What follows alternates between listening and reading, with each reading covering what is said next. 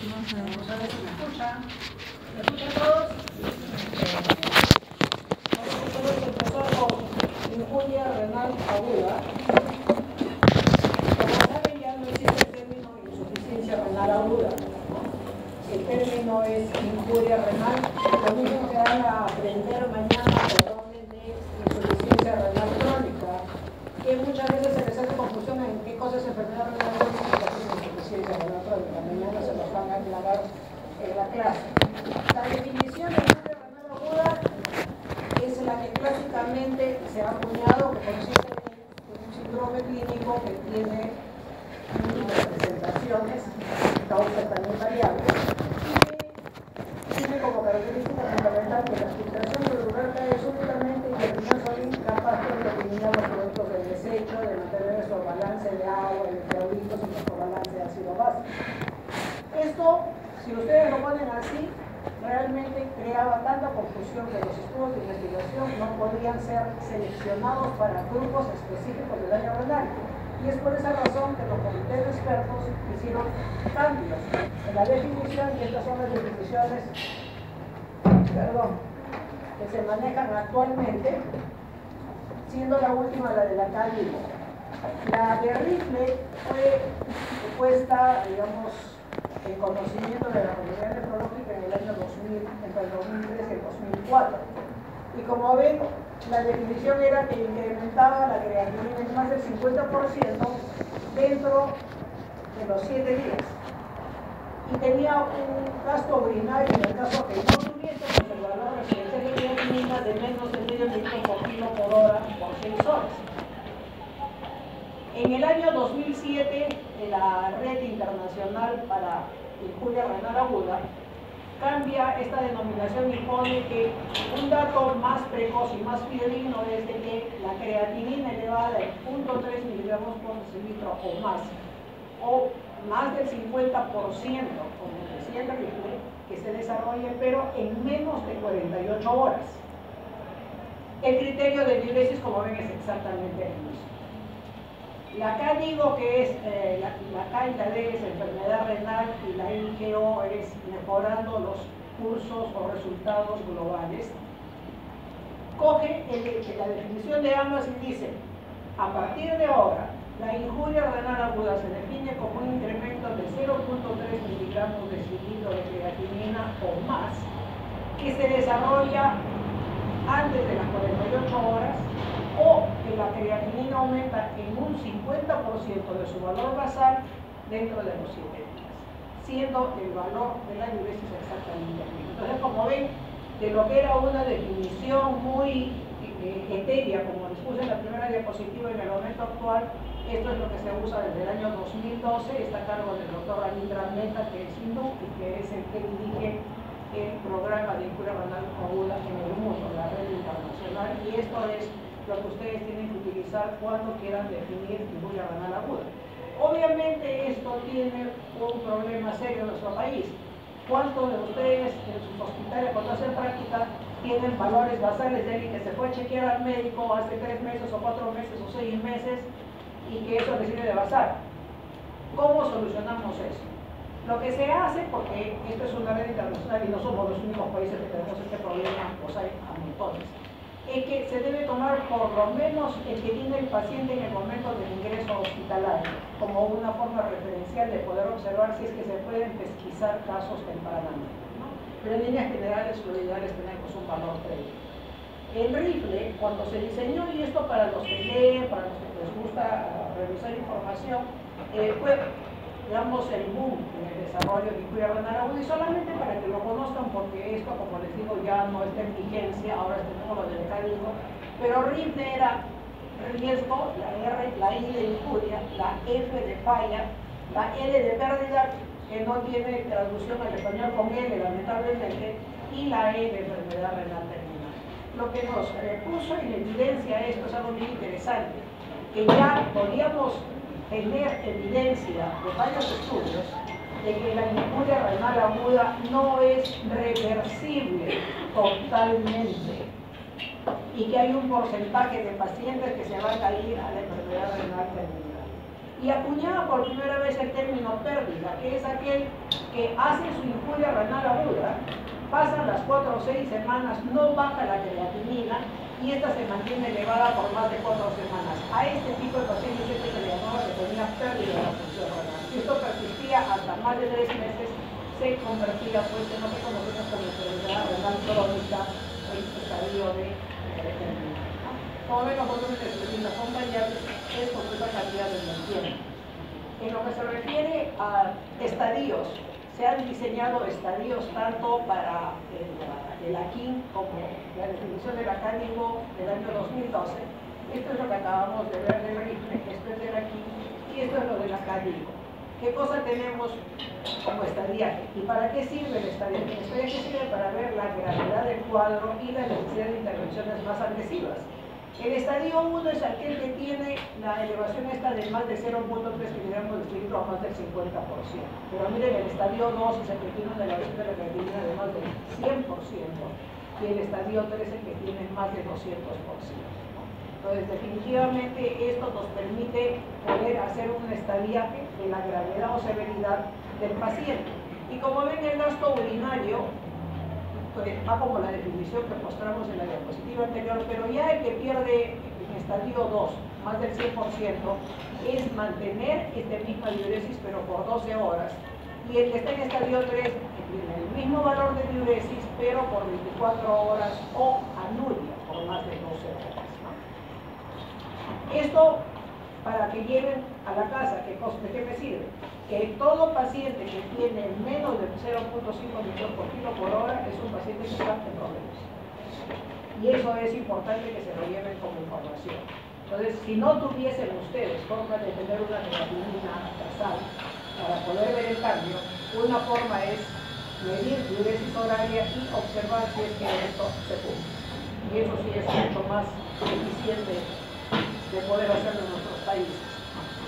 Sin embargo, hay una definición que nos falta todo esto, y son aquellos pacientes que hacen un evento agudo, pero que no le duran pues el tiempo corto que dura una injuria renal aguda, que son de 4 a 6 semanas. ¿No?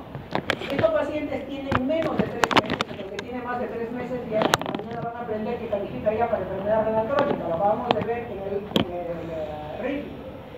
Y por lo tanto, aquí vamos a incluir a todo paciente con injuria renal aguda, que ya lo hemos definido, o con una tasa de filtración glomerular menos de 60, que califica para crónico, cuando dura más de 3 meses. Pero la diferencia es que no llega a los 3 meses, es menor. O aquel que tiene una caída de la filtración glomerular de más del 35% de su basal, o la creatinina aumenta en un 50%, o sea, en vez de 1 pasa a tener 1.5, pero por menos de 3 meses. Todos estos pacientes que tienen esta patología antes de los 3 meses que uno dice, ¿y este cómo lo planifico? Y siempre había esa duda respecto a la comunidad médica mundial, se ha clasificado en esto de enfermedades y desórdenes renales agudos. Esa es la clasificación. Entonces, ¿qué tenemos que saber sobre injuria renal aguda? Lo primero, que este es un reto diagnóstico y terapéutico para el clínico. Reto diagnóstico porque el tema es que los biomarcadores, que ahora vamos a ver cuáles son los más importantes, muestran que ya hay daño renal y sin embargo la creatinina varía un poco.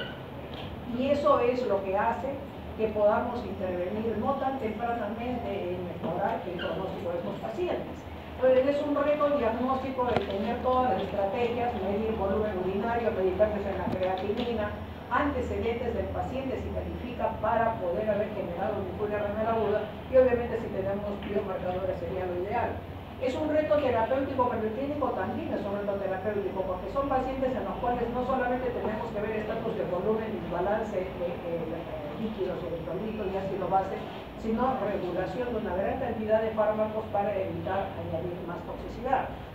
El tema es que puede suscitarse en horas o pocos días. El paciente adulto mayor, por ejemplo, saben ustedes que por encima de los 40 años, por cada década de la vida, no en todos, por si acaso no vemos para sus papás, disminuye 10 la depuración. Tengo gente con 80 años que tiene una depuración de 95, como tengo gente con 60 que tiene una depuración que está por debajo de 35 de 40. Generalmente esto tiene que ver con parte genética, el ser obeso, poca actividad física, el ser hipertenso, el ser diabético o tomar medicación crónicamente tipo antiinflamatorios, ¿no? Lo otro es que puede ser frecuentemente inaparente, porque el paciente cuando hace molestias, o sea, el paciente no va a medirse la pila, ustedes miden su orina todos los días. No, de repente les da diarrea por ahí, se comieron pues un ceviche en la carretilla, se van en diarreas, a alguien se le ocurre, voy a ver si estoy orinando menos de medio kilo por hora, no, pues, ¿cierto? No lo hacemos, porque no nos da molestias. ¿Cuándo es que acudimos? Porque nos sentimos mal, porque notamos que nuestro volumen de orina se puso chiquito, bien poco, la orina está oscura, y empezamos a sentir una cierta sensación de malestar, medio nauseoso, sabor metálico en la boca, entonces dice, ahora me toca ir al médico a ver qué me pasa, ¿no? Ventana terapéutica estrecha. ¿Por qué? Porque es imposible saber cuando pasamos del riesgo, que es la población que tiene los factores para poder desarrollar, injuria y falla.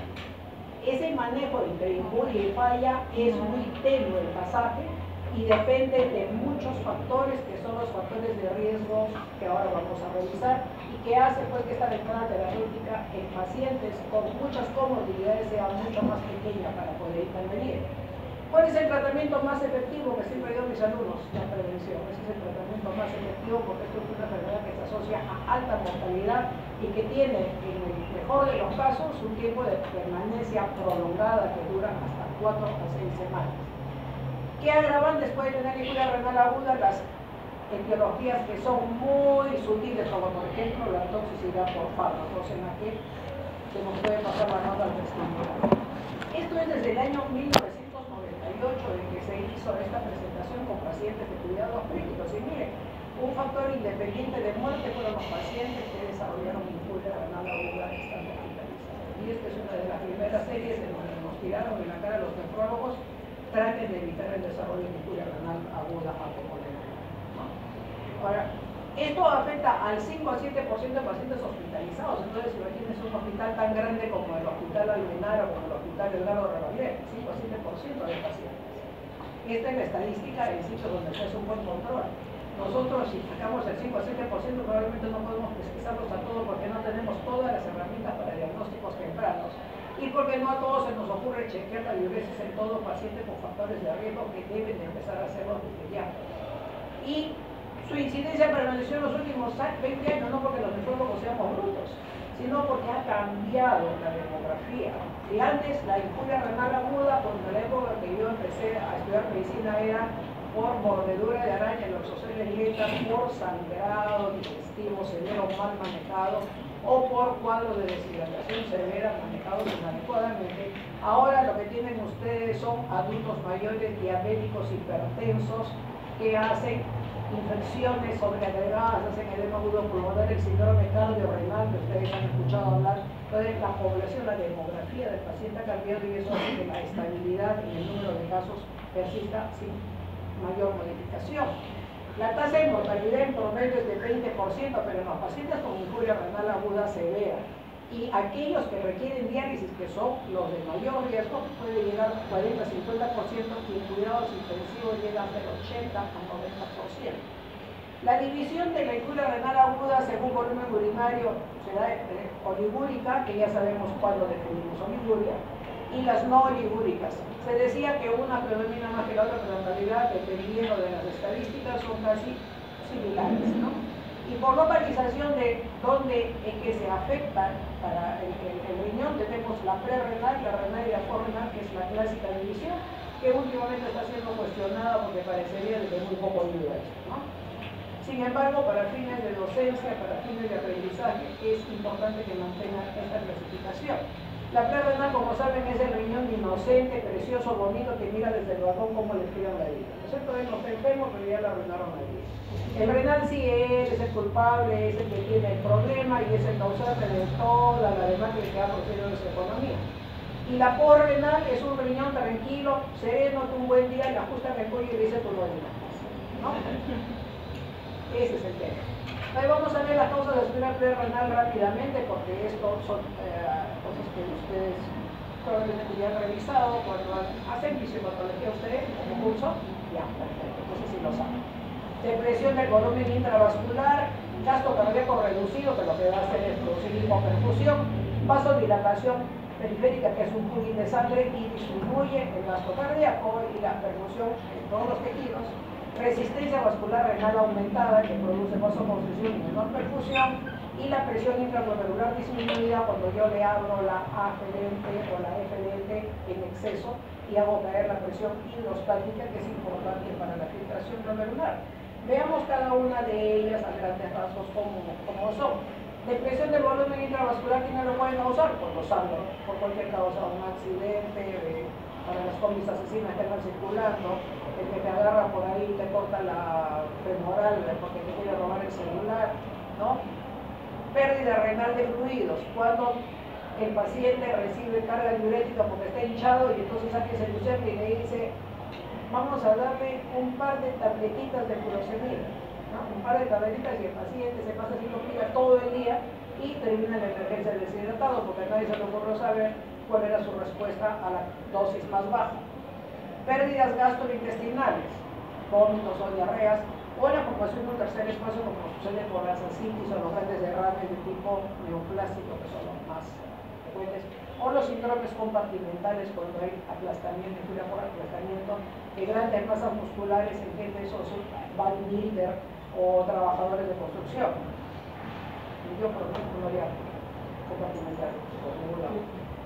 Gasto cardíaco reducido, es decir, el corazoncito pobrecito trata de empujar su gasto cardíaco y este es pequeño. ¿En qué casos?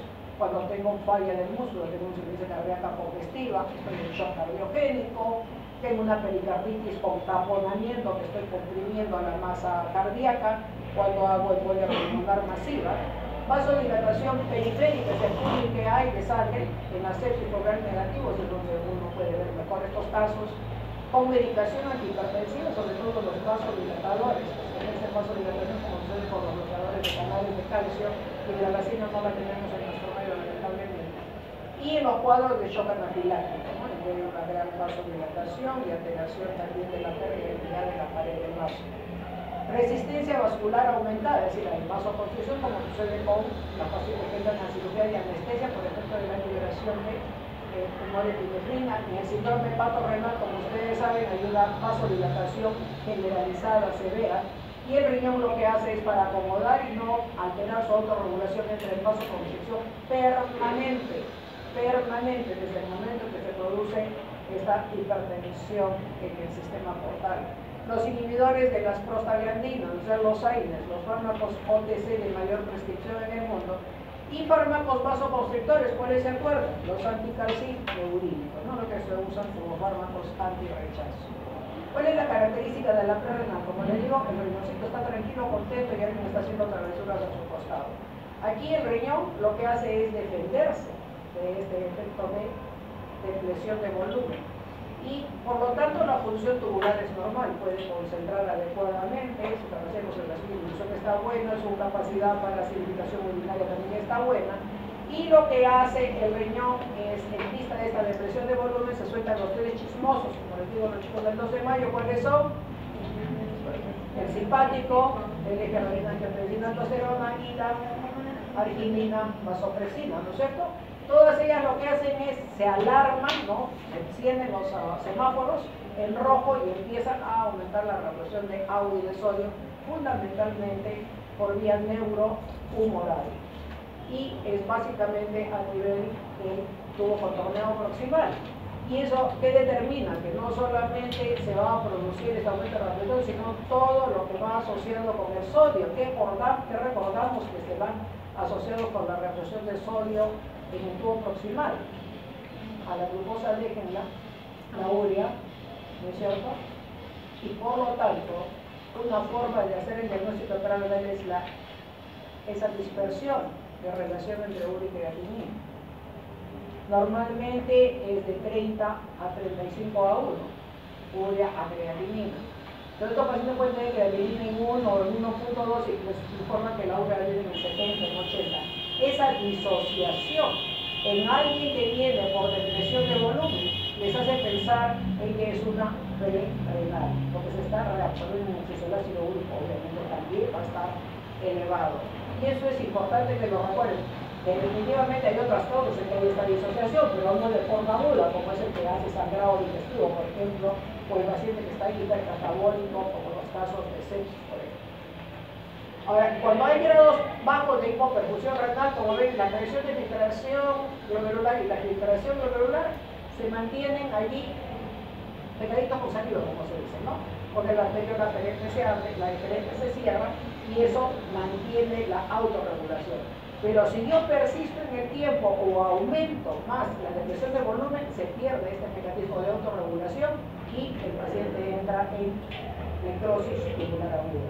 O sea, una prerrenal es simplemente el paso a la necrosis tubular aguda por persistencia o agravamiento de la depresión de volumen donde los mecanismos de compensación ya no van más. En la renal, todo lo que está obstructivo a nivel de la apéndice renal, ¿qué cosa puede obstruir? Fibrosis retroperitoneal, grandes masas ganglionares como sucede con los linfomas, tumores del páncreas, ¿no? Carcinomas renales que producen obstrucción del apéndice. Dentro del urétero o fuera del urétero. Fuera del urétero lo mismo que sucede con el nivel del apéndice. Y dentro del urétero, ¿qué cosa puede ser? Puede ser piedras, puede ser coágulos, puede ser embolias tumorales, sobre todo de los carcinomas renales en hipernefroma, que mi grupo de práctica tiene que ver para mañana, les hago acordar. Obstrucción o disfunción vesical. Obstrucción, ¿quién obstruye? La próstata. Y disfunción vesical, ¿cuáles son? Las vejigas neurogénicas, ¿no? Como quienes, como los diabéticos y como los pacientes que tienen lesión medular, ¿no es cierto? ¿Quién más? Gestantes también tienen problemas obstructivos. Y por último, obstrucción uretral que está dada por valvas posteriores, que esto se ve exclusivamente en población pediátrica, esto no se ve en adultos. ¿Cuál es la clínica de la azotemia postrenal? O sea, cuando me obstruye. Lo que sabemos es que cuando se produce una obstrucción al tubo urinario, ¿cuál es el mecanismo? Hay un aumento de la presión retrógrada, ¿no? Y si ustedes se recuerdan de cómo son los córneas de los cálices, son como copa de champán. A la hora que la presión sube y se mantiene persistente, se forman como palillos de tambor, ¿cierto? Y empieza a haber reflujo pielo-tubular. Y ese reflujo pielo-tubular en persistencia lo que va a hacer es, ¿qué cosa? Acuérdense de las fuerzas de Starling. ¿Se acuerdan? ¿Ya la tienen en la cabecita? ¿Ya está el capilar en su cabeza? Sí, ya, todos la tienen, muy bien. ¿Qué pasa si yo aumento la presión hidrostática fuera del capilar? Entonces no está filtración y eso es el mecanismo de la posorregulación. ¿Ya? Ya, borren al capilar, por favor, sáquenlo de su cabeza. Entonces, ¿qué cosa puede tener el paciente con azotemia renal? Puede tener anuria, ¿no? En el momento de la obstrucción, o poliuria cuando este paciente ya dañó todos sus túbulos por este problema de la presión elevada. Hay dolor abdominal bajo, claro, cuando hay oclusión, sobre todo a nivel de la vejiga. Y la obstrucción no necesariamente tiene que ser constante, puede ser constante o intermitente y puede ser parcial o puede ser completa. Eso va a cambiar la diuresis en estos pacientes y por eso que le van a referir, hay días que orino muy bien, como hay días que no orino, tengo que empujar y siento que retengo orina. ¿Qué encontramos dentro del examen clínico? Todo paciente que tiene pues una retención urinaria, retención nitrogenada, siempre uno tiene que utilizar los manitos. Yo siempre digo a mis alumnos, el que no mete el dedo, mete la pata. Entonces, cuando hay retención nitrogenada, lo que uno tiene que descartar primero es obstrucción, porque eso es lo más importante, porque eso es solucionable en el momento y le soluciona el problema al paciente. Entonces, guantecitos, 2 deditos, tacto vaginal para descartar cualquier neoplasia y un dedito rectal. No lo vayan a hacer otra vez.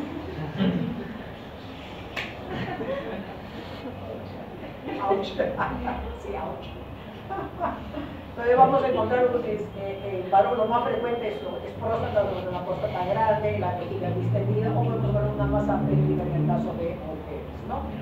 Al inicio entonces tenemos una osmolaridad urinaria alta, o sea el riñón se defiende, el sodio está bajo, el radio urea creatinina es alto como la prerrenal y la excreción fraccionada de sodio es baja. Pero posteriormente el sodio se empieza a perder porque ya se dañó el tubuli y la capacidad de concentración y dilución se pierde porque lo que está más cerca a los fornix está en la zona de los tubos colectores tópica y medular, que tiene que ver con acidificación y con concentración y dilución de respuesta a hormona antidiurética, que son los primeros en la clase. ¿El sedimento urinario tiene alteraciones? Si es solamente obstrucción, nada. Si tuviese pues, una infección, una prostatitis, o el paciente tiene además una tumoración, o sea, es un cáncer en el que está obstruyendo la vía urinaria, probablemente pueda tener hematitis, ¿no? Si no, es, como se dice, anodino. Pasamos a cuando el riñón es el responsable, o sea, aquí el riñón ya no te echa la culpa, tú fuiste, tú me obstruiste, tú me faltaste, no ayudaste a perfumir acá, el riñón es el responsable. Y como saben, el riñón tiene todas las estirpes tisulares, ¿no es cierto? Es el único, es el rey del organismo, entonces tiene estructura vascular, glomerular, intersticial y tubular. ¿Cuál es la causa más frecuente de injuria renal intrínseca? Precisamente las tubulares. ¿Y de las tubulares cuál es la más frecuente? La isquémica. Pero vamos a pasar rápidamente por las otras. Vasculares, puede ser de grandes y pequeños vasos. Glomerulares, cuando hay proliferación extracapilar. Intersticiales, cuando hay edema en el intersticio, que eso lo vamos a ver el día miércoles. Y las tubulares, cuando sufre isquemia por la hipoperfusión persistente o entra un tóxico que produce daño tubular. Dentro de las vasculares de grandes y pequeños vasos podemos tener estenosis, trombosis o embolia de la arteria renal. Puede ser de vasos más pequeños con las microangiopatías trombóticas, en la hipertensión maligna, la eclampsia, la coagulación intravascular diseminada y los pacientes con esclerodermia. Veamos a nivel glomerular. A nivel glomerular tenemos dos tipos de patrones, ya han hecho enfermedades glomerulares, ¿no es cierto? Ya saben que el depósito lineal solo existe en una entidad, que es el Goodpasture. Ninguno más, por si acaso, para los que van a dar los esquemas. Todos los demás son patrones granulares. El único lineal es ese que está ahí, el síndrome de Goodpasture, ¿no? Que es, ¿cómo se llama también? Anticuerpos antimembrana basal glomerular. Y cuando compromete pulmón y riñón se llama Goodpasture, ¿no? ¿Y por qué es que compromete pulmón también? ¿Cómo? ¿Qué tiene? ¿Pero por qué? Ahí hace que por el cuerpo que se dice ya, ¿pero por qué? Porque el colágeno tipo 4 de la membrana basal glomerular está también en la membrana alveolar. Esa es la razón. Todos los demás entonces son con depósitos granulares, ¿no? La posinfecciosa, la nefritis lúpica, endocardititis infecciosa, nefropatía por IgA, la púrpura de Henoch-Schönlein, que se considera que es la forma sistémica de la nefropatía por IgA, eso está en discusión, y la glomerulonefritis membrano-proliferativa, que característicamente es la que asocia nefrótico-nefrítico y que siempre va asociada ¿a qué? Complementemia, ya sé. Entonces, eso es importante recordar. ¿Y por qué producen enriquecimiento? Cuando hay gran inflamación con oclusión de los capilares o cuando estas, que son malas, hacen proliferación extracapilar, las llamadas medias lunas, y van a las formas rápidamente progresivas, pueden hacer injuria renal aguda. Las intersticiales es todo el espacio que hay entre los túbulos, ¿no? El material colágeno y células inflamatorias que pueden invadir y van a ensanchar el intersticio. En la forma aguda es por edema y en la forma crónica es por fibrosis. En ambos casos, la nefritis intersticial significa ensanchamiento del intersticio. Agudas es la que forma parte del complejo de injuria renal aguda. Y las intersticiales, todas prácticamente son por reacciones de hipersensibilidad a fármacos. Hay muy pocas que pueden ser tóxicas. Entonces vemos antibióticos, a la cabeza los beta-lactámicos son los que se llevan el premio. Diuréticos porque tienen una alergenicidad cruzada con las sulfas. Los antiinflamatorios, que son los más populares, los anticonvulsivantes, específicamente fenitoína, y pueden haber otros fármacos como son los famosos omeprazol, el omeprazol, ¿han visto? Van donde la tía, la prima, la mamá, hijito, ¿no tendrás entre tus muestras omeprazol? Toma para que las tengas. ¿Y hace cuánto tomas? Uy, hace como 4 años, 5 años. Nadie le dijo de que eso son 15 días, suspendes, Y si no te pasa, al tubo y no fastidies. ¿No es cierto? Puedes tener un cambio por ahí, ¿no? Otolicolapia también puedes tener aquí. No se puede jugar con eso. Pero estamos pues en el Perú, donde el que receta es el dependiente de la farmacia, ¿no? Y si ustedes se paran en la farmacia sería interesante. Yo a veces me paro en la farmacia y hay señoras que van y dicen, yo estoy esperando para que me dieta él. Y yo le pregunto, porque tienes el motor de la farmacia. El químico farmacéutico. ¿Y saben por qué no hace esto? No quiero que nadie se ofenda si es que políticamente están ligados, pero en la época de Fujimori, él dio autorización para que el químico farmacéutico prescriba. Y eso fue lo peor que nos hicieron a los médicos. Esa costumbre se ha quedado arraigada. Acá en Lima, imagínense cómo es en el interior del país cuando ustedes van a hacer su salud, ahí se van a enterar. Ahí van a ver cómo son las cosas.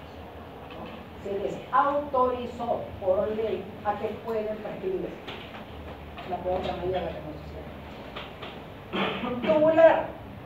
O sea, esto no es el intersticio, sino en la célula tubular. Hemos dicho que es la forma isquémica, que es la más frecuente, y la nefrotóxica, ¿no? Antibióticos, aquí no son como la nefritis intersticial, que son beta-lactámicos, aquí son los aminoglicósidos, ¿no es cierto? Los antineoplásicos, que lo vamos a ver muy rápidamente en una diapositiva.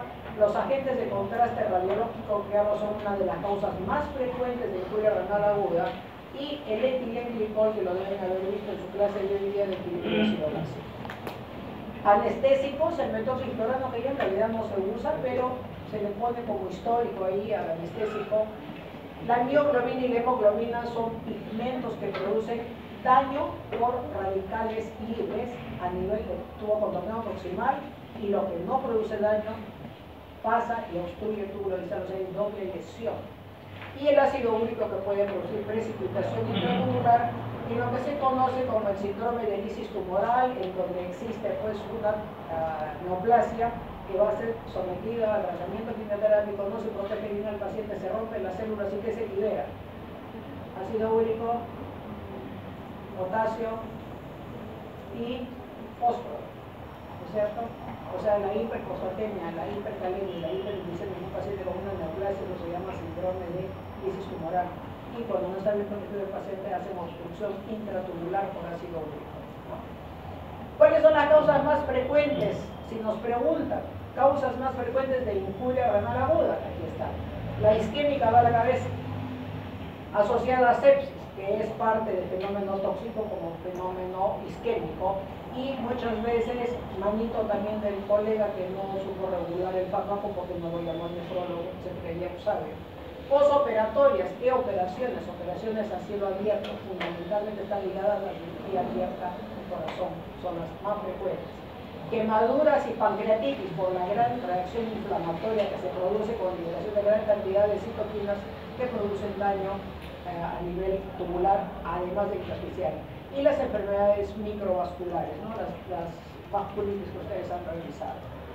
¿Dónde es que se produce la lesión? En el segmento S3 y la primera porción de la asa de Henle. ¿Por qué razón? Porque ellos no están en la corteza, están a nivel del inicio de la médula. Y ustedes saben que hay un gran tráfico de solutos, ¿no? Gran transporte, gran consumo de oxígeno, y es una zona realmente hipóxica, ¿no? Y cuando hay isquemia y termina pagando las consecuencias de ese S3, y si es severa, también parte del inicio del asa de Henle, ¿no? Entonces, cuando se produce la disminución del volumen circulante efectivo, ¿qué pasa? Salen el trío de chismosos, ¿no? Que son la angiotensina 2, la norepinefrina y la arginina vasopresina. ¿Qué cosa van a producir? Vasoconstricción. Y el tema es que el mesanquio tiene receptores para angiotensina 2, como ustedes saben, y por lo tanto se arruga el mesanquio. Y si se arruga el mesanquio, ¿a quién le cierran la luz? A los capilares, ¿no es cierto? Y eso agrava el problema. O sea, ya tiene vasoconstricción en todas sus arteriolas y sus arterias, y encima le cae de que el mesanquio va a cerrarse sobre las luces capilares. Entonces, ¿esto qué cosa va a hacer? Va a hacer que caiga solamente el flujo sanguíneo renal, sino en paralelo a la filtración glomerular. Y lo que normalmente sucede, que es la constricción de la arteriola deferente, aumento de la síntesis de prostaglandinas para abrir la aferente y la autorregulación, negativo. Se pierden todos estos mecanismos y se pasa a la injuria isquémica, ¿no? Entonces, en la isquemia renal tenemos efectos vasculares y efectos tubulares, ¿no? Vamos a hacer un repaso rápido porque me dicen que llevan ustedes fisiopatología y pues ustedes no saben muy bien. Los efectos vasculares que se producen por esta liberación de estas sustancias, una vasoconstricción, es pues alteraciones en la contracción, en la relajación del vaso y alteración en el endotelio, una disfunción del endotelio. Y la disfunción endotelial no solamente va a producir un fenómeno de pérdida de la antiadherencia, sino hay un estado procoagulante y un estado inflamatorio, ¿cierto? En eso consiste la disfunción del endotelio. Muchos cepas están invitados a los cursos de endotelio que hacemos todos los años en el mes de marzo. Búsquenme. Cuando se producen entonces los efectos vasculares por isquemia renal, ¿qué pasa? Aumenta el calcio citosólico en las arteriolas aferentes del toditito de los glomérulos. ¿Y qué cosa va a hacer? Cuando se produce este aumento, está más sensible, está como el gato erizado, donde ustedes le han echado agua caliente, igualito, los pelos parados y igualito, están las arterias calientes. Entonces, basta que le llegue por el angiotensina y se contrae con una sensibilidad increíble. Y se produce además estimulación del nervio renal. ¿Y esto qué va a hacer? Si hago yo vasoconstricción severa, lo que yo estoy ya vasoconstriñido, voy a alterar aún más la autorregulación. Pero ahí no termina la historia, pues. Se produce la injuria endotelial, que les digo por este fenómeno de isquemia, y entonces, ¿qué pasa con la injuria endotelial? El óxido nítrico se va de paseo y predominan los que están en el otro lado del sub y baja, que son endotelinas, las prostaglandinas no se sintetizan, y estos efectos vasculares con disfunción endotelial llevan además a inflamación, entonces aumentan los mediadores inflamatorios, donde interleuquina 18 es la más importante tal vez. Hay pues moléculas de adhesión a los neutrófilos y liberación de radicales libres, se desató la debacle en el riñón y se produce una disminución de la tasa de filtración glomerular, ¿no? Esto es a nivel vascular. A nivel tubular, ¿qué consecuencias pagan los túbulos? Por hipoxia e isquemia. Se activan las cisteínproteasas, que ustedes conocen, donde predominan las caspasas y la calpaína. La caspasa 1, que es inflamatoria, y la caspasa 3, que tiene que ver con apoptosis. Muy bien, muy bien. Entonces, aquí la malvada, ¿quién es? La calpaína. Esta es la malvada. Entonces, la calpaína es estimulada porque el calcio citosólico libre, que también se da por isquemia en las células tubulares, y esta calpaína va a estimular la liberación de la caspasa 1, generando más inflamación. Y por su lado, la caspasa 3 lo que hace es impide la acción de la calpastatina y aumenta la calpaína. Entonces tenemos una cantidad de calpaína suficiente como para que empiece a licuar a nuestros túbulos. Y esto es lo que produce la injuria en el túbulo contorneo proximal. Que se ha demostrado que tenemos sitios sensibles de unión de esta bomba sodio-potasio de la TPasa que está en el lado vasolateral, ¿se acuerdan? ¿No? Esto está ligado al esqueleto de actina para mantenerse bonitos los túbulos, porque son como cuando van a las manifestaciones que van agarraditos los brazos, así están los túbulos. Entonces, ¿qué pasa cuando se produce estas lesiones? Las cisteínproteasas a través de la calpaína produce esta unión de esta bomba sodio-potasio que pasa al esqueleto de la actina, actuando en estos que se llaman antrina y en la espectrina, rompiendo ese nexo y haciendo que la célula pierda su balance. Entonces, se produce lo que se llama injuria subletal. Normalmente estos están así agarraditos de la mano. Estas patitas de acá son las integrinas que se unen a estos residuos de arginina, glicina y ácido aspartico, ¿no? Que hacen que las células estén pinadas con sus patitas, bien agarraditas.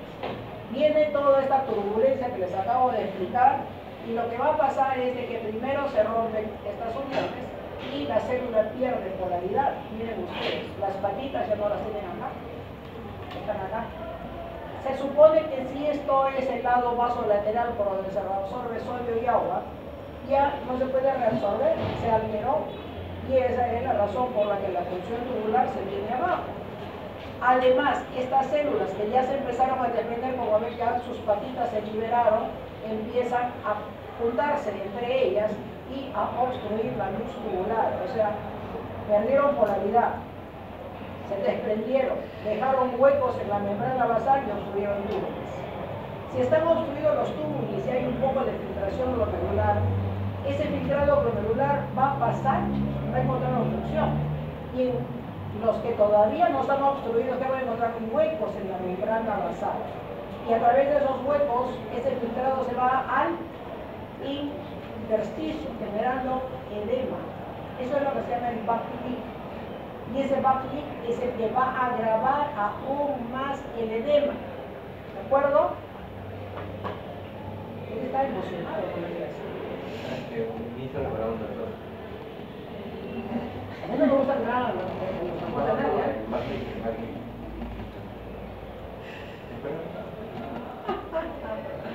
ya. Entonces es el borde del cepillo con sus integrinas y cómo la célula pierde su borde del cepillo con isquemia de repercusión, se pierde la polaridad y finalmente se produce la obstrucción. ¿No? Esto está en un libro que es un artículo clásico de lectura renal aguda que fue publicado hace más o menos unos 15 años. ¿No? Pero siempre lo pongo porque me parece bastante simpático, no vuelvo a aparecer más. Son cartoons, no son estomatología, pero para fines docentes me parece lo más interesante. Entonces podemos decir que se produce la activación de toda la célula endotelial con su disfunción, la infuria, se le desprenden las patitas por efecto de la isquemia. Y esto produce alteración de la autorregulación. Y como se pierde el óxido nítrico, hay problemas con la coagulación, ya no es un endotelio antiadherente, ¿no? Los leucocitos empiezan a pegarse por el efecto inflamatorio, se produce obstrucción dentro del capilar. Continúa la isquemia porque produce compresión en el intersticio, no solamente el túbulo, sino también de los vasos peritubulares. Y esto es lo que produce extensión de la infuria renal aguda, que es ayudada por la inflamación. Y la inflamación producida por todo esto vuelve nuevamente acá, entramos en un circuito reverberante que va a durar entre 2 y 4 semanas. Si no nos asusta esto, no sé que nos puede asustar, pero esto es como para asustarnos y tener cuidado con nuestros pacientes, ¿no? Entonces, obviamente, después de que pasa todo el evento de la reacción sostenida, hay una recuperación de la perfusión, se regenera el epitelio y se recupera la filtración glomerular. Tiene estadios. La fase de inicio es 1 a 3 días, donde el insulto o la infuria produce pues esta alteración de desprendimiento de la célula, la difusión endotelial, lo que hemos mencionado. Luego viene la fase oligúrica, en donde ya hay daño estructural y funcional evidente por un marcador biológico que es el volumen urinario. Pues esto dura de 1 a 3 semanas. Si dura más de 4 semanas, entra en lo que se llama falla, como hemos dicho, y luego viene la fase de recuperación. En total son pues de 4 a 6 semanas que el paciente permanece hospitalizado. Miren ustedes esto, lo encontré el día de ayer. Esta diapositiva yo la utilizaba para las clases en el año 2002 y las tenía archivadas. Yo siempre archivo las cosas porque en algún momento las cosas que publica la gente que hace investigación le dan validez y empiezan a reconocerlo como, oye, qué bruto, lo hiciste bien, pero que estoy reconociendo pues 16 años después. ¿No? 16 años después, en el último primer del Kidney International, sale este hecho acá. Yo cometí un error porque no es solamente Sutton, es Sutton y Molitor, son los dos. Lo que pasa es de que a veces me olvido de poner el otro nombre. Y esta es una diapositiva que no le he modificado nada desde el 2002, está exactamente igual como cuando yo dictaba esta clase a los chicos en posgrado. Y lo que vuelven a decir es que después del insulto isquémico, ¿no? La fase de inicio en donde se pierde esto que acabamos de revisar es la parte inicial del tema, y que la gravedad o la extensión, o mejor dicho, la duración de la enfermedad, el tiempo de hospitalización que requiere este paciente, el número de complicaciones que pueda tener y el riesgo de quedarse en falla renal crónica, leve o moderada, que va a ir progresando en el tiempo, depende de esta fase, la fase de extensión. Cuanto más dura esta fase de extensión, en donde hay hipoxia córtico-medular con injuria microvascular, que les decía que hay la disfunción del endotelio, esto es lo que manda cuán grave va a ser la lesión. Luego viene obviamente la fase de mantenimiento, de que después de que se ha destrozado la arquitectura del tubulín, hay diferenciación, migración y proliferación para producir el proceso de reparación, ¿no?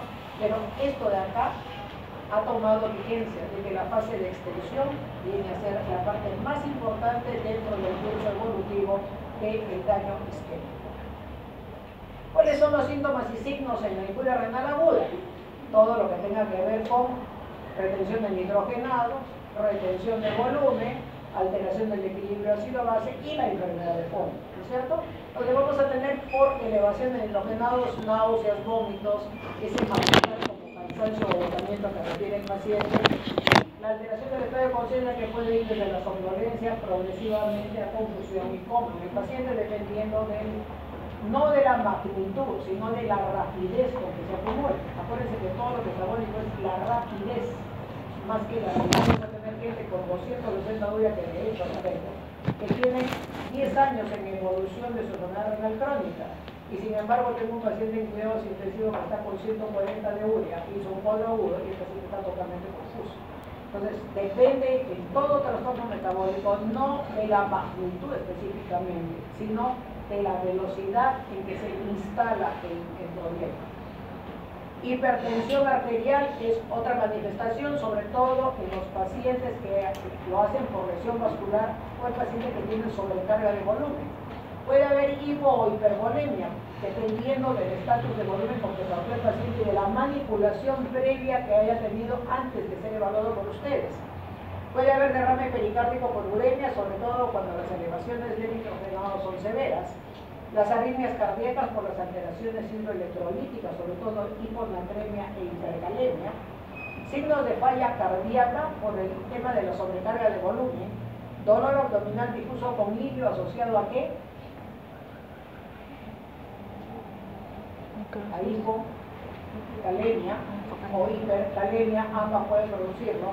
Disfunción plaquetaria, que es por el ambiente urémico, el paciente tiene alteraciones no solamente en la adhesividad, sino en la agregabilidad, entonces sangran por donde ustedes pongan agujas o aún tomándole la presión se quedan con el brazo equimótico. Cambios encefalopáticos con el paciente que se está despidiendo, confusión y pueden llegar a convulsiones, ¿no es cierto? Ahora, en el laboratorio, ¿qué cosa hay? Se cae de maduro, pues, ¿no? Ya saben ustedes, chicos inteligentes, la única que tiene que estar ahí, tiene medio más. Puede haber hipercalemia, el calcio bajo. ¿Por qué caerá el calcio? ¿Por qué tiene el calcio bajo? Por un paso.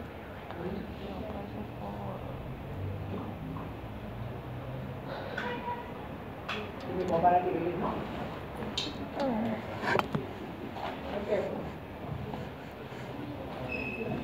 ¿Quién está acá? La hiperfosfatemia, ¿no es cierto? El fósforo se compleja con el calcio. Entonces, el fósforo se retiene porque se maneja por filtración molecular. Entonces, se retiene el fósforo y este se pega con el calcio y el calcio baja. Esa es la razón de la hipocalcemia. Hay acidosis metabólica con anion K elevado.